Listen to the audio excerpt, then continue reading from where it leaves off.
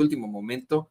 Le pido a don David que por favor nos grabe para ampliar esto que nos adelantaba ya el queridísimo Paco Cruz, lo que ha dado a conocer el juez Brian Cogan, que no buscarán la pena de muerte contra el señor Ismael El Mayo Zambada. Ahora, bueno, pues que enfrenta este proceso judicial acá en los Estados Unidos. ¿Quieres ampliarnos un poco más sobre esto, Paco? Lo comentamos con Jaime. No, mira, sí creo que estamos los dos en el mismo sentido. Recuerden que este miércoles a 15 de enero se programó una audiencia más sobre el Mayo Zambada.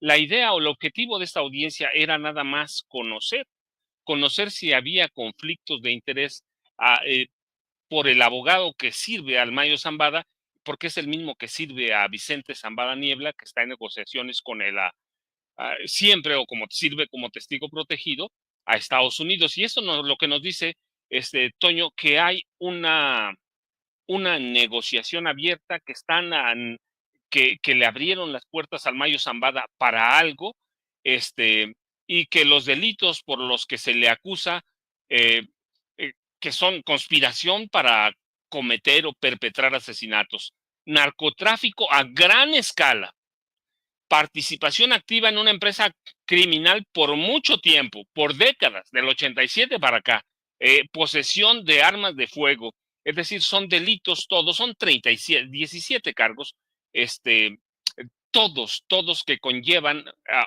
o implicarían la pena de muerte en Estados Unidos, pero lo que nos dice ahora es que los fiscales estadounidenses están negociando con el Mayo Zambada evitar la pena de muerte. Mucha gente, no todos, pero mucha gente apostaba porque en este proceso el Mayo Zambada iba a enfrentar la pena de muerte. Hoy ya nos dice el juez Brian Cogan que no, y eso nos dice que este tipo, el Mayo Zambada, cofundador del cártel de Sinaloa, cártel del Pacífico, tiene elementos de información que le interesan verdaderamente a la Fiscalía de Estados Unidos. Y yo digo, mira, cómo no les va a interesar del gobierno de Miguel de la Madrid y hasta el de Enrique Peña Nieto. Él tiene prácticamente la información sobre cómo se fundó el cártel de Sinaloa, sobre por qué los cárteles en México rompieron aquel pacto, no firmado, pero sí era un pacto de no atacar a las familias. Él lo sabe, como Héctor el Güero Palma Salazar, y el Chapo Guzmán traicionaron a Miguel Ángel Félix Gallardo, que es considerado uno de los padres de los traficantes modernos del Chapo para acá, y rompieron ese pacto no hablado de no agredir a familiares. Cómo asesinan salvajemente a la esposa del Güero Palma, le cortan la cabeza, se la envían al Güero Palma, cómo asesinan a los hijos del Güero Palma por traicionar a Miguel Ángel Félix Gallardo, le roban en droga $2 millones. Es decir, es un hombre que tiene todos los secretos. Él sabe, porque él conoció bien a los Carrillo Fuentes, Amado y Vicente Carrillo Fuentes, el primero Amado, el señor de los cielos, sabe cómo negociaron, cómo negociaron a propósito de sus apariciones recientes, de Ernesto Zedillo Ponce de León, cómo negociaron, cuánto dinero le entregaron. Sí, conoce cómo negociaron abiertamente con Felipe Calderón Hinojosa a través de Genaro García Luna. Así que es fundamental que no que le retiren la pena de muerte, o por lo menos que pudiera ser condenado a la pena de muerte. ¿Por qué? Porque eso nos va a permitir, quizá no inmediato, pero tú sabes, con el tiempo en Estados Unidos se empiezan a desclasificar todos los secretos que tienen, y yo espero que con el tiempo académicos, periodistas como nosotros empiecen a develar todo lo que verdaderamente conoce el Mayo Zambada. Así que para mí, qué bueno que que abre la puerta para negociar. No vamos a conocer los secretos de aquella caída del Mayo, y en la entrega de Joaquín Guzmán López, el hijo del Chapo Guzmán. No lo vamos a conocer, pero hay muchos secretos, y no lo vamos a conocer porque pues fue una operación política de altos niveles. Entonces, pero eso nos permite vislumbrar que en el futuro pues tengamos acceso a los secretos del Mayo Zambada, y te digo, más allá de que no hay que dejar de lado el papel de la DEA en la violencia de este momento en Sinaloa y de mucho tiempo, pero eh, al Mayo se suman muchos de los grandes capos que conocemos, Amado Carrillo Fuentes, Vicente Carrillo Fuentes, el cártel de Tijuana, sí, el cártel de Tamaulipas, y digo cártel de Tamaulipas porque el cártel del Golfo fue mucho después. Entonces, esto permite eh, pensar que en algún momento vamos a conocer todo eso. Y te digo, la audiencia de hoy era nada más para ver si había conflicto de interés, pero ya vemos que era mucho más de lo que pensaban los periodistas, mucho más de lo que pensaban los, los analistas, y pues permite ver que el Mayo Zambada es un personaje clave, clave para el Departamento de Justicia de Estados Unidos, y que sí, lo otro, sí hubo una negociación, que tenían por lo menos 10 años a el Mayo Zambada negociando con la DEA. Así que abre muchas, nos quitamos de especulaciones si estaba o no negociando. El hecho de que no haya pena de muerte, este, abre o nos dice, pone las bases para advertir que hay una negociación vieja, que fue una negociación que interesa a la DEA, y que la DEA tiene la certeza, seguramente ya tiene parte de la información, de que el Mayo Zambada sí es parte fundamental, más allá del Chapo Guzmán, más allá del Chapo, es parte fundamental de los secretos del narcotráfico moderno, por lo menos de los 80 para acá, de este país, Toño. Pues qué interesante, efectivamente, ¿no? Es el hombre que tiene todos los secretos, como bien lo mencionas, y hoy pues lo vemos ahí negociando con las autoridades de Estados Unidos.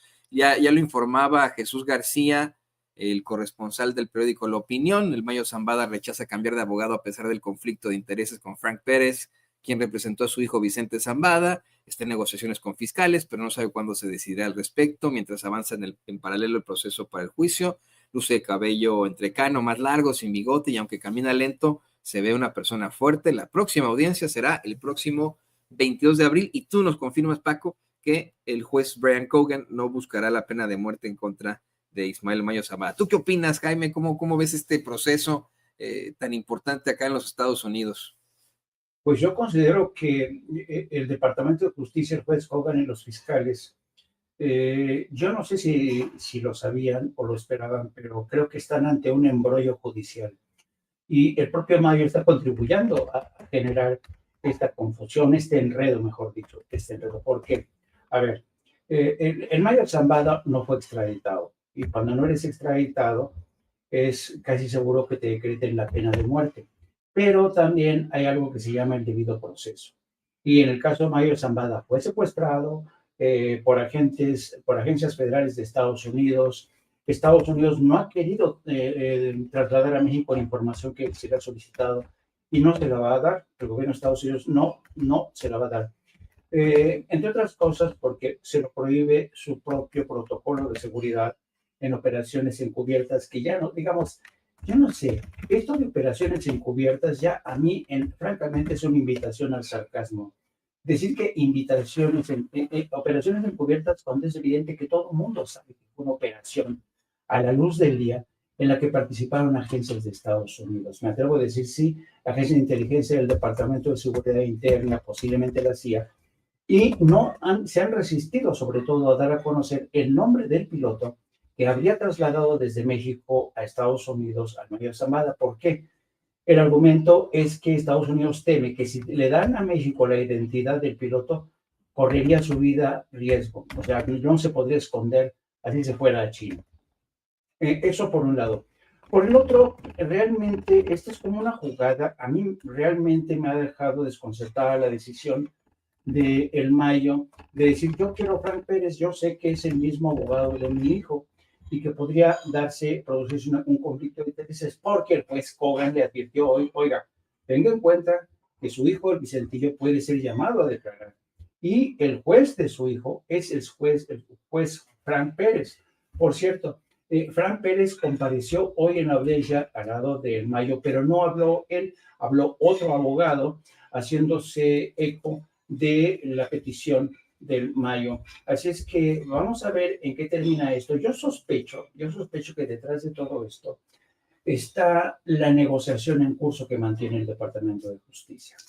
Es decir, porque claro, el Mayo Zambada no va a cooperar así de forma gratuita, resignarse a su suerte por haber sido traicionado por los chapitos y decir, sí, como no, yo coopero, pónganme ustedes el abogado que ustedes quieran, senténceme a pena de muerte. No, el Mayo Zambada es un tipo astuto, sabe muy bien lo que está haciendo, sabe muy bien que al poner a Frank Pérez, mucha de la información que tiene Frank Pérez y su hijo podría no ser utilizada precisamente por un conflicto de intereses.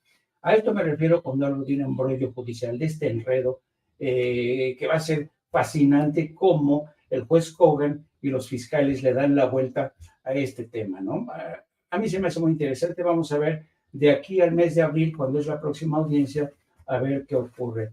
Pero sin duda alguna, yo creo que el juez Kogan y la fiscalía esperaba que el Mayo iba a doblar las manos, se las iba a poner más facilita, pero yo creo que una de dos, o es la astucia del Mayo Zambada, o es el consejo de los abogados que dicen, vamos a regatear un poco, vamos aquí a hacer nuestro regateo con los fiscales y con el juez Kogan, a ver de qué manera le sacamos más a través del proceso de negociación. Sí, híjole, qué interesante se pone el caso. No había yo considerado esta parte de las violaciones en el debido proceso, aunque, querido Jaime, si bien es cierto, ahí en México, sí, por esas violaciones en el debido proceso, hasta procesos cancelan y liberan delincuentes, no es lo mismo acá. Acá, bueno, puede que, que sea en algo positivo para Ismael el Mayo Zambada, pero en lo general pues, va a continuar el proceso como si nada. Pero miren, hablando de Estados Unidos, me llama mucho la atención estas últimas declaraciones de quien será desafortunadamente nuestro secretario de Estado.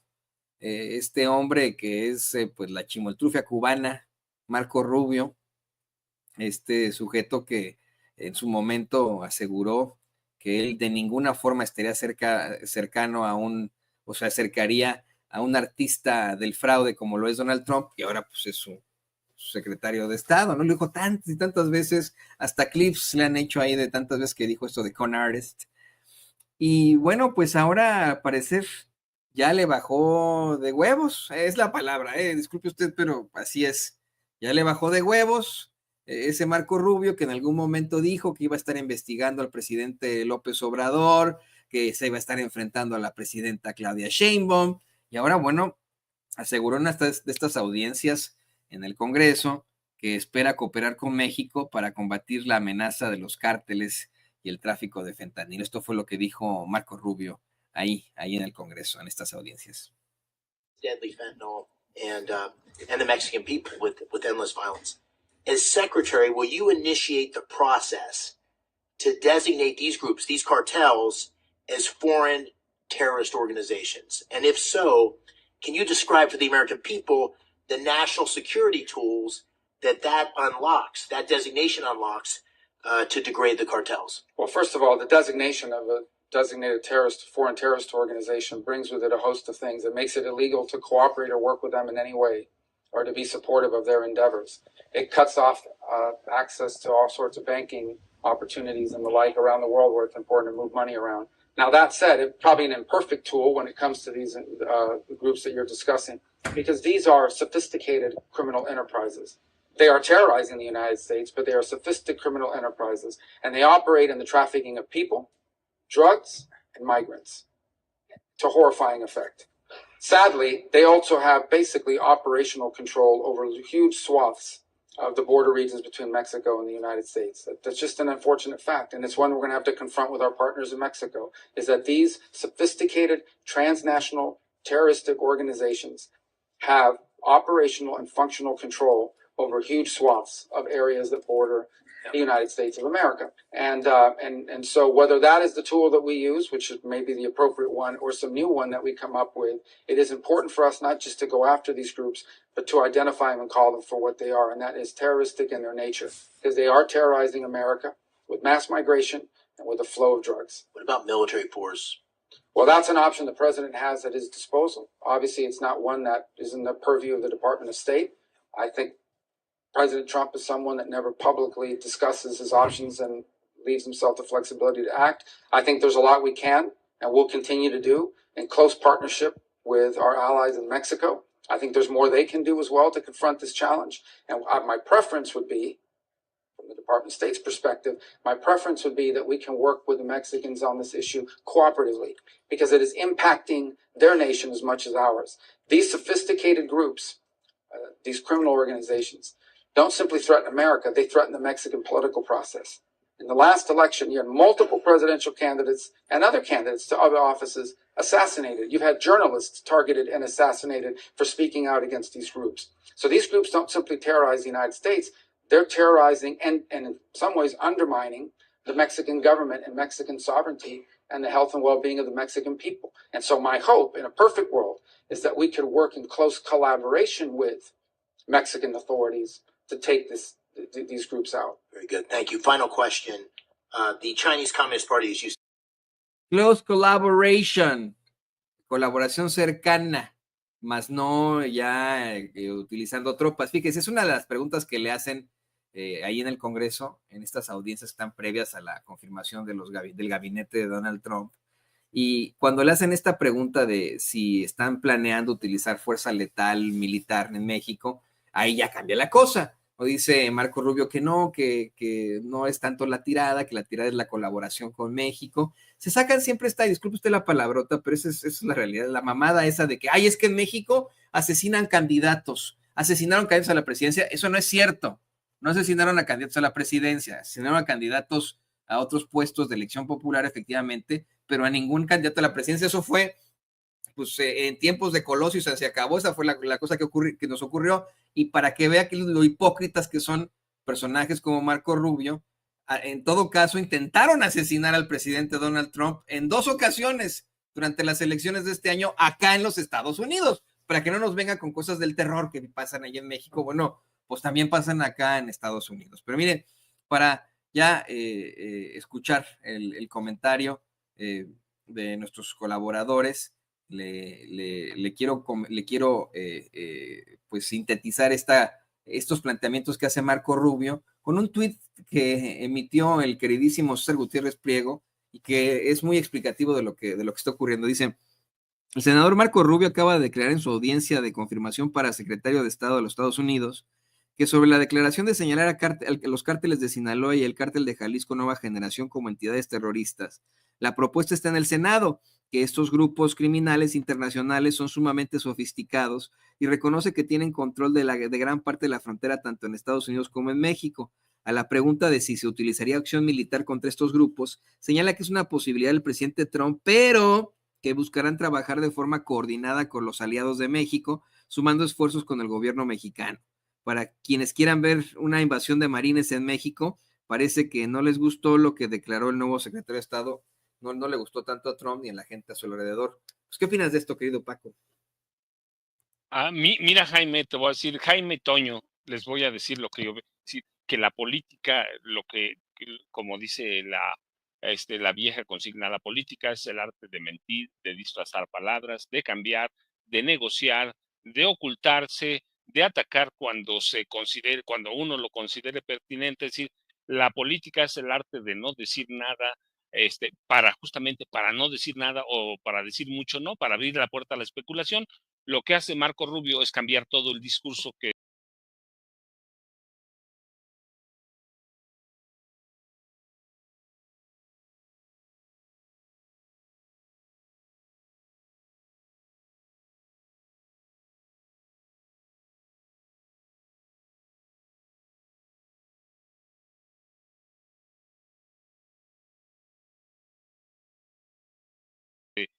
trajeron o usaron al que recurrió Donald Trump durante toda su campaña y antes de su campaña presidencial, porque estuvo prácticamente en campaña 4 años.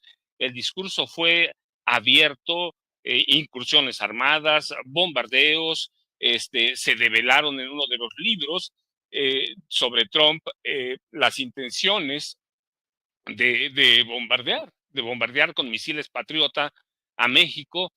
Hoy cambia, pero siempre lo dijimos también, una cosa era en campaña, otra cosa es llegar a gobernar, y la realidad es que, por ejemplo, dicen que ya Donald Trump tiene firmadas 100 órdenes ejecutivas, entre ellas se incluyen capítulos sobre México que afectarían a México claramente, pero no lo vamos a saber, sino, yo insisto, hasta el día que tome de posesión, que veamos, tú lo has dicho, que saque su crayola y empiece a firmar y a firmar, o si ya los tiene firmado, que los empiece a dar a conocer, el tema del narcotráfico. Dijimos, sobre los aranceles no hay problema, ya crearon o dieron a conocer la creación de un organismo que se va a encargar de eso.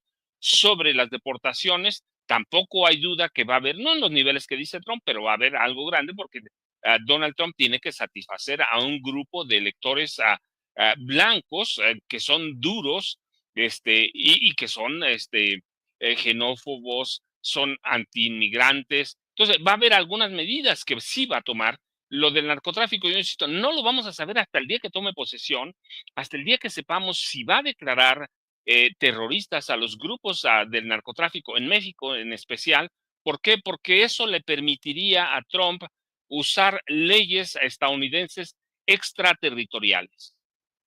Lo que dice hoy Marco Rubio, pues sí, no se había contemplado, sí son grupos, porque sí los llaman grupos terroristas en la frontera, narcoterroristas que se aprovechan de las fronteras abiertas para explotar a los inmigrantes, a, este, para explotar a niños, a mujeres, a comunidades enteras, para obligarlos a, a traficar con fentanilo, pero deja ya, es muy nebuloso eso de que van a ordenar incursiones y dicen, no, vamos a trabajar, ya lo dijiste tú, vamos a tener una estrecha colaboración o colaboración cercana con México, pero en realidad, yo insisto, no lo sabemos, no lo vamos a saber. Marco Rubio hoy habla fuerte, sí, pero esconde como político, y esconde todo lo que puede hacer Trump porque tampoco lo sabe, porque tampoco lo sabe. El problema es que lo que hace Marco Rubio también es para que aprueben su nominación, aprueben el nombramiento en el Senado, pero no sabemos, seguramente lo iban a autorizar de cualquier forma, pero lo que hace es tender una capa nebulosa en cuanto al narcotráfico. Por más duro que hable, lo primero que le dice, no, no vemos incursiones armadas, pero vemos otras alternativas. Así que digo, la verdad, lo que va a pasar con el narcotráfico en la administración Trump, que empieza, ¿cuántos? 5 días. Nada, Toño, estamos en cuenta regresiva ya. ¿Qué va a pasar? No lo sabemos. Y lo vamos a saber y a entender en toda la dimensión hasta el día que veamos las órdenes ejecutivas o decretos presidenciales que le van a permitir hacer muchas cosas a Donald Trump. ¿Hasta dónde? No lo sabemos. ¿Hasta dónde va a querer bien con ese electorado duro al que sirve? Lo que podemos entender hoy con lo que dice Marco Rubio es que tampoco él sabe. Es que tampoco él sabe, y que Donald Trump va a hacer lo que se le pegue la gana. ¿Sí? Va a actuar a capricho, va a actuar o a trabajar con relación al narcotráfico en México como le pegue la noche anterior o la madrugada. Si no lo sabemos, si te digo, Marco Rubio, este discurso que lo estaba leyendo hace rato, eh, te dice eso, tiende una capa nebulosa sobre eso. ¿Por qué? Porque tampoco sabe. Y seguramente tampoco sabe Tom Waltz ni Tom Homan, nadie sabe. Es decir, el problema con Trump es ese, que nadie sabe cómo va a trabajar con sus otros colaboradores cercanos que están más en la iniciativa privada, otros magnates. Entonces, no podemos entender todavía, te digo, pero lo que nos dice es que la política es el arte de mentir, de engañar, de negociar, de hacer cosas oscuras, y este discurso y estas respuestas a preguntas de congresistas, senadores de Estados Unidos, pues es eso, es el arte de engañar. ¿Por qué? Porque Trump tampoco sabe, porque Marco Rubio no sabe, y porque Trump va a actuar a contentillo, a capricho, a sueño, y eso lo hace todavía más peligroso, pero no sabemos, Toño. Ya el día 20, que veamos las órdenes, firmamos, dijimos hay que ir por allá. Nosotros hemos visto a la presidenta Claudia Sheinbaum Pardo muy tranquila, muy confiada, preparándose, pero es parte de eso, de estudiarse entre políticos, de saber una vez que tomas posesión como presidente de un país, de una república, saber qué puedes hacer, qué no puedes hacer, hasta dónde puedes llegar. Y esto, te digo, Marco Rubio lo que me dice nada más es que no sabe, no entienden y hay que esperar a ver qué va a hacer Donald Trump y qué órdenes va a firmar o qué decretos va a emitir Toño Jaime. Yo creo que también te has dado cuenta del paquetote que tiene entre manos, porque no solamente es México. Fíjense, queridos compañeros, que ayer lo platicábamos con el periodista Jesús Pérez Gaona, la amenaza que recientemente emitió el presidente de Rusia, Vladimir Putin, de que aguas con que ataquen con los misiles estadounidenses la OTAN a Rusia, porque en ese momento se enteran de los misiles estos Oreshna, se me fue el nombre, por ahí lo de tener David o doña Ceci, estos misiles que alcanzan una velocidad Mach 10 o Mach 10, que son 10 veces la velocidad del sonido, y que pues el primero en enfrentarse a este tipo de problemáticas será Kiev. Que declaraciones que llegan justo cuando Trump dice, según esto, el primer día va a ser todo Trump, ¿no? Pero dice Trump, lo primero que voy a hacer es reunirme con Putin, ¿no? Así de, porque están preocupados en ambos bandos de qué es lo que va a pasar en cuanto a la geopolítica. Ahora, quiero agradecerle a Jaime, que él es el que nos dio el pitazo de esto de Jaime, de Marco Rubio desde muy, muy temprano.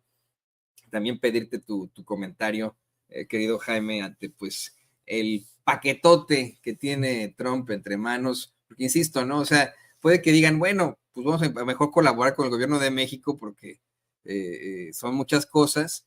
Efectivamente tienen la situación con Rusia y Ucrania. Todavía se tiene que obligar al Estado político de Israel a cumplir con su parte en este acuerdo de cese al fuego en la Franja de Gaza.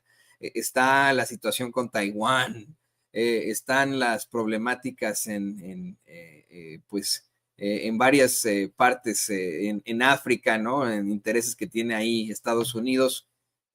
Un paquetote, ¿no, Jaime? Sí, primero decir que todo lo que dijo el maestro Paco Cruz es una verdad como un templo. ¿A qué me refiero?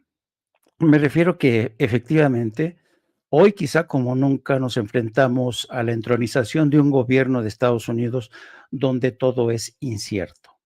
Nadie sabe a ciencia cierta qué es lo que se le va a ocurrir en el último momento a Donald Trump. Bueno, a partir de esto, y fíjate que esto es lo interesante, que el Congreso, el Senado, el Partido Demócrata y el Partido Republicano, precisamente teniendo en cuenta esto y sobre todo, precisamente con el grado de incertidumbre que ha llegado con Donald Trump, siempre he sabido que cualquier aspirante a ocupar a un cargo que tiene que ser confirmado por el Senado requiere de una preparación mínima. Es realmente intensivo la preparación a la que se someten todos y cada uno de los miembros que son designados para un cargo en el gabinete, incluso para embajadores. Se les hacen preguntas una y otra vez y se les dice, tienes que responder esto, esto y esto. Y entonces, yo poniendo de antemano esto, de que Marco Rubio fue instruido, se le tuvo que decir, tiene que responder esto y esto y esto. Efectivamente, lo que hizo hoy Marco Rubio fue ponerse ya la cachucha de secretario de Estado y contestó a todas las preguntas como secretario de Estado. Ya no contestó como republicano de Florida, radical, extremista, que repite como un loro lo que dice Trump. No, ya se puso la cachucha de secretario de Estado. Y precisamente cuando le hacen esta pregunta de usted autorizaría o estaría a favor de que se decretaran los cárteles mexicanos como organizaciones terroristas, él dijo, bueno, mi posición es que la designación de organización terrorista implica muchas cosas, sanciones, bloqueos, etcétera, etcétera. Y sugiere que siendo los cárteles organizaciones tan sofisticadas, con eso ya está diciendo que los cárteles encontrarían la forma de darle la vuelta a cualquier tipo de sanción, pero el gobierno mexicano no. O sea, quien más perjudicado sería el gobierno de México y no los cárteles de la droga. Eso para empezar. Y luego, poniéndose ya la cachucha de secretario de Estado, dice, no, aquí lo que hay que ofrecer es una respuesta diplomática, ¿no? Dice, bueno, yo no puedo hablar por el presidente Trump, él tendrá que decidir y tratándose de un operativo militar, yo no puedo discutir esto, lo tiene que decidir el presidente Donald Trump, pero desde la posición del Departamento de Estado, yo considero que en un mundo ideal, lo más factible, lo ideal sería que México y Estados Unidos trabajaran hombro con hombro para hacer frente a estos cárteles de la droga que controlan la frontera México-Estados Unidos hacia ambos lados. Y habla de cómo el gobierno de México se ha visto, ha enfrentado las continuas embestidas de estos cárteles de la droga que han costado la vida de candidatos, de políticos a elección popular, de periodistas, pero se midió mucho a la hora de ya no repetir la famosa frase de no, México es controlado en un 50%, México es un estado fallido, México lo controlan los cárteles de la droga, como sí ha dicho Donald Trump. Donald Trump ha dicho, México, qué desgracia, está controlado por los cárteles de droga. Marco Rubio, si se fijan, fue hoy muy cauteloso porque ya habló como secretario de Estado. Y esto confirma que más allá de si las declaraciones de Marco Rubio son reales o no, esto demuestra que Marco Rubio y el Departamento de Estado, que lo han asesorado, estoy seguro, saben que México es un socio indispensable. Saben que ya declarar como futuro secretario de Estado no va a lanzar soflamas, no se le va a ir la fuerza por la boca, no está aspirando a un cargo de elección popular, está esperando la confirmación del Senado. Así es que yo creo que en muchos sentidos, Claudia Sheinbaum dice, no se preocupen, nos vamos a llevar bien con Estados Unidos. ¿Por qué? Porque Claudia Sheinbaum sabe cómo opera el sistema estadounidense, sabe cómo opera el Departamento de Estado. Y ella misma prefiere pensar que es posible dialogar, ponerse de acuerdo, debatir en marcos institucionales de cooperación antes que resolver las cosas por una capricho, una pataleta del presidente de Estados Unidos. Yo creo que a mí me sorprendió, francamente, la intervención de Marco Rubio. Yo esperaba que hubiera más munición. De hecho, ustedes saben que cualquier audiencia para ser confirmado está constituida en dos partes. La primera parte, quien aspira al puerto presenta un testimonio. Y en ese testimonio, Marco Rubio fue muy vago porque dijo, Estados Unidos enfrenta la amenaza de déspotas y narcoterroristas que se han aprovechado de las fronteras abiertas para inundar Estados Unidos de droga, de fentanilo y de migrantes, ¿no? Pero no mencionó a ningún país por nombre propio. No se refirió a México, aunque ya se sabe que México es el único país con el que Estados Unidos ha tenido este tour de force, ¿no? Este continuo forcejeo con Estados Unidos de que te necesitas hacer más y el gobierno de México, tú también necesitas hacer más controlando más las armas y no, tú necesitas hacer más controlando a los migrantes y al fentanilo, sí, pero tú tienes que hacer más controlando la adicción en tus propias calles, el tráfico de armamento, las redes de distribución de la cocaína, del fentanilo, el papel que han jugado los laboratorios, que por cierto hoy fue la primera entrega en la mañanera, donde se habla de este caso de la familia Sackler y de los laboratorios Purdue Pharma, que son los responsables de detonar la actual crisis de la dependencia, particularmente del fentanilo. Así es que yo creo que Marco Rubio, como dice el maestro Paco Cruz, no, hombre, nos dio un espectáculo. La danza de los 7 velos se queda cortita. Se presentó como secretario de Estado diciendo que él, ya desde su posición como secretario de Estado, va a procurar que haya acuerdos con México. Y lo que sí me queda claro es que esta argumentación, aunque sea falible, aunque no sea honesta, sí que le quita argumentos a todos estos comentócratas de derecha en México que han dicho que no, nada más entraba Donald Trump, nada más llega Marco Rubio. ¿Se acuerdan que apenas ayer hablábamos de la columna de este columnista del Universal que decía que Marco Rubio le han llegado información que van a poner en el Salvador rostro? García Soto. Salvador García Soto, que ya le han llegado informaciones, funcionarios de México, ex embajadores diciendo que van a poner en el rostizador a Andrés Manuel López Obrador y a Claudia Sheinbaum.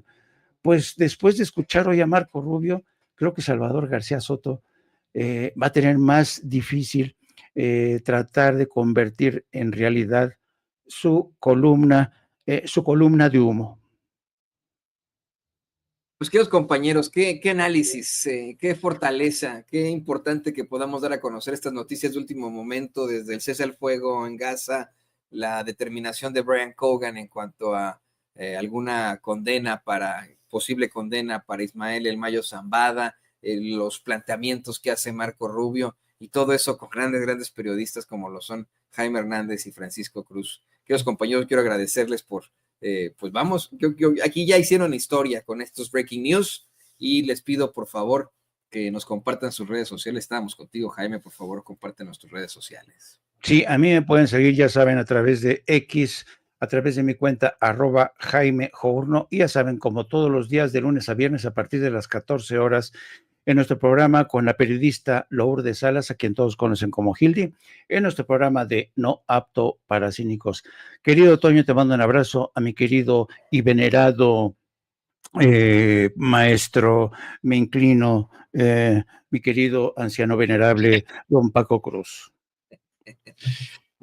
Paco. Jaime, ya te dijeron aquí, Rosaura Romina, se ve joven, guapo, radiante, inteligente. No, ya me estoy inventando eso, Jaime, me estoy inventando, Toño, pero sí, muchas gracias a Rosaura Romina Ross por ese mensaje. Y mira, pues son mensajes que te alegran el día, no por aquello de joven y anciano venerable, sino porque dice, siempre sigo la mesa con Jaime, y la verdad te dejo un abrazote, Jaime, tú sabes toda la estima por ti, por Toño. Esta mesa para mí es no solo esta mesa, con el licenciado Gutiérrez Priego también, con Pepe igual, pero ya sabes mi estima, Jaime, un abrazote de este anciano venerable, al más veterano de los comentaristas de Sin Censura. Toño, también te dejo un abrazote, y si no fuera por estos días, ¿qué hacemos con tanta nota dura? Y yo, ya sabes, @Paco Cruz Jiménez en X, antes Twitter, Francisco Cruz Jiménez en Facebook. Gracias a todos y a toda la familia Sin Censura. Aquí puro jovenazo, hombre. Mi abuelita siempre decía que viejos los cerros y reverdecen. Mi abuelita Lucita. Bueno, pues más bien dos grandes periodistas, el queridísimo Jaime Hernández y por supuesto el queridísimo Paco Cruz, aquí en Sin Censura. Gracias, amigos. Un abrazo. Hasta luego. Oiga,